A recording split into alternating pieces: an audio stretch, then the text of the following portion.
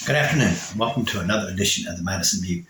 I'm doing a video that I wish I could. I was hoping I could stop doing these to where I criticize the extremes in politics.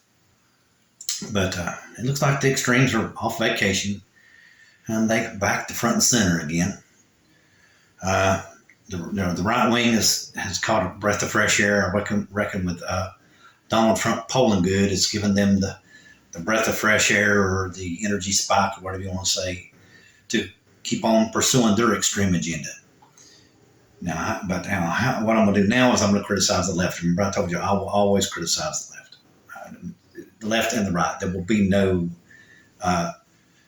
one left out, because I think the extremes in politics, just like I told you before, they can have good ideas. Now, I think you can. And to be honest with you, I think that's how probably some of the best solutions to political problems is to take some of the elements of the extreme argument to put it together and, like I told you before, like a puzzle, put the pieces together, and you got really good sound law, because that's what happened when the Constitution, come into being, into bearing. A lot of the men were really cussing the whole entire Constitution because they felt like they had compromised so much that it was a useless document. But here we are, 30 years, 60 years, 70 years later. What it would be now? 1789. 270 years. Would that be 200? Somewhere around there, 270, 250 years later. Here we are. I mean, we're the greatest country on earth, in my opinion. We have so much financial. We are just basically the number one economy in the world, and we carry a lot of clout. When the United States enters the room, for negotiations or anything, it carries a very heavy weight with it. But anyway, here we go. Okay. Now, there is a law in California where doctors have to do bias training, and they have to do 50 hours of it. And what it is, it's only white doctors have to do this now, because what it is the law automatically assumes just because you're white, you're prejudiced. So that's a violation of what the 4th or 5th Amendment in the Constitution of the United States, automatically assuming someone is guilty and then declaring them guilty before they even have a right to a trial or anything without any evidence. You could have probable cause to even do a warrant, and you automatically send in legislation just because you're white, you're automatically prejudiced, so you're required to do this. So I mean, this is really bad legislation. Really bad legislation. First of all, it discriminates against white people, first of all. But mostly, more than anything else, it's unconstitutional to assume that someone is guilty. Very unconstitutional. That law should be struck off the books so fast. Who even thought to even pass that needs to do some serious review of what they're thinking. They need to stand in front of the mirror and think about that for a minute. And then there's another piece of legislation which is fixing to get signed, and it's about gender identity. Okay, the California legislation or legislatures, Democrat, whoever decided to pass it, I have no idea, have said that if a child wants to identify in a gender identity, have a gender identity, and their parents don't agree with it, the state could take the child away from the parents. Okay. Now, Governor Newsom is fixing to sign this bill, who is a Democrat. Okay. And this is about as extreme as you can get. This is extreme. This is just as bad a ban as the abortion ban is. It's just as bad. It's right in the same category. It's shoving a moral belief down someone's throat, first of all. Just like the ban on abortions, that the right wing does. Okay, but most of all, it's also in the same line as the other California law.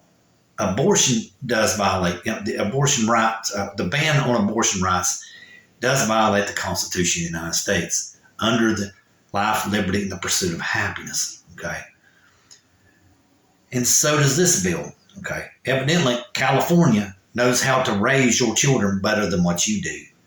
Governor Newsom's going to sign this, so evidently he thinks he has the authority to tell you that you don't know how to raise your children, because he's the one that's going to be, he's going to be the one to sign this in the law, and this law is going to be brought into effect. When the way I understand this, from everything I have researched and read, there is no scientific evidence on gender identity. Okay, I'm not saying that like what's his name out there in California, Bruce Jenner, went and changed himself to a woman. I'm not saying, that what he did wasn't, how can you put it without saying, it's what he thought was the best decision for him. But he is an adult, okay? He is over the age of 25. A child, it is a parent's responsibility to raise their children.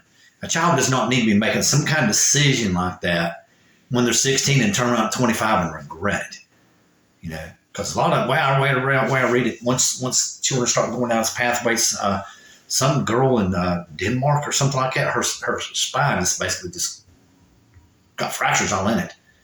Basically, she's been rendered paralyzed because of her doing this stuff. But more so than anything else, like I said, I'm a big firm believer, okay, that, let me back up for just a second. If they're passing this legislation, okay, into law in California, I thought the whole entire gender identity thing that was in school that the Republican right wing was talking about was just political fluff. I thought it was just to catch headlines, and to cause the extremes in politics, the way they like to do them. But evidently, they are teaching this gender identity stuff in school, and so this is a left wing moral, in my opinion, be it religious or whatever, which I'm sure it is for some people. It is religious because some people feel like Jesus was a liberal. The more liberal they are, the better. So it's still along the lines of the abortion ban, of messing with abortion rights. It's along those lines. It's just a left-wing identity. It's a left-wing morality being shoved down somebody's throat. The government does not have the right to make laws for morality. It does not have that right. Under the Constitution of the United States, the government does not have the right to back a religion.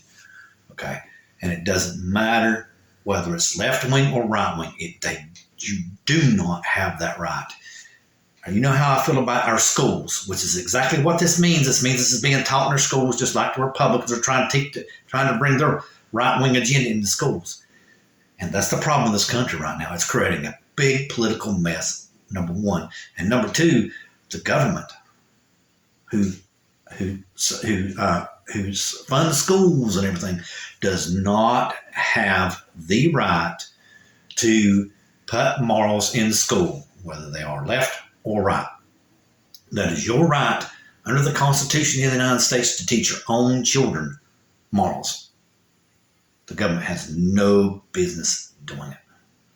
Both sides are wrong. The abortion ban, wrong. This gender identity, wrong. This bias thing, wrong. Both of them are wrong. Now, let me get to the other thing. The Republicans are going back to, like I told you at the start of the video, since Trump has gotten a new win in the cell, or whatever you want to say, his cells have caught a new win, whatever you want to say. They're going to try to shut down the government now.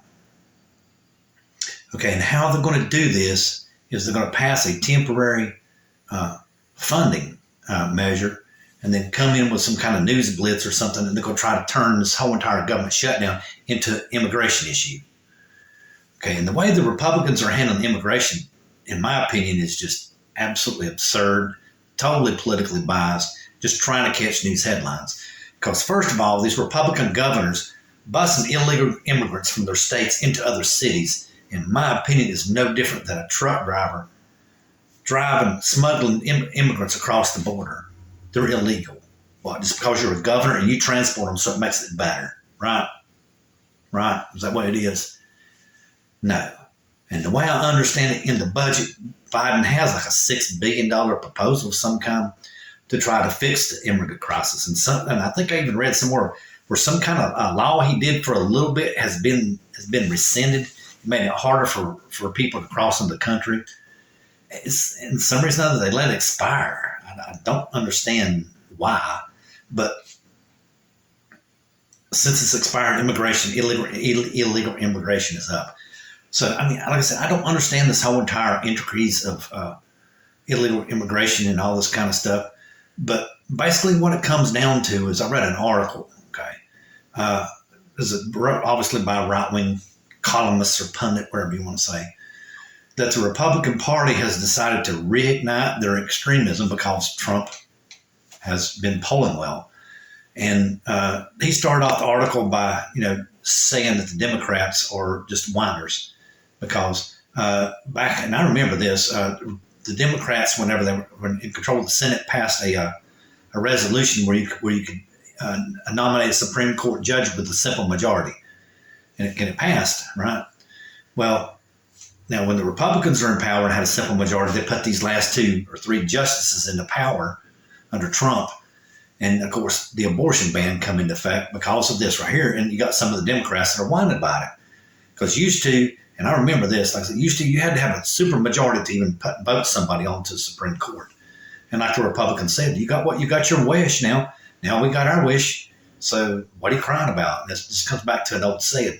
Be very careful for what you wish for because you might get it. So that I agree with that right or wrong. But as you get down into the article, he is praising the extreme behavior that I think it's called the Freedom Caucus of the Republicans in the House are doing. He says that by them cutting government spending and shutting down the government, that they want to gain the majority of the votes and they're going to sweep into victory, past Biden because the extreme of politics is how you win favor with people. I think they go down that path, they're going to regret it. Because by the time they shut down the government and grandma can't pay for her medicine and grandpa can't buy his food because they're not getting a Social Security check or, which Medicaid or Medicare is shut down, because of the Republican Congress, they're going to regret it. Good night.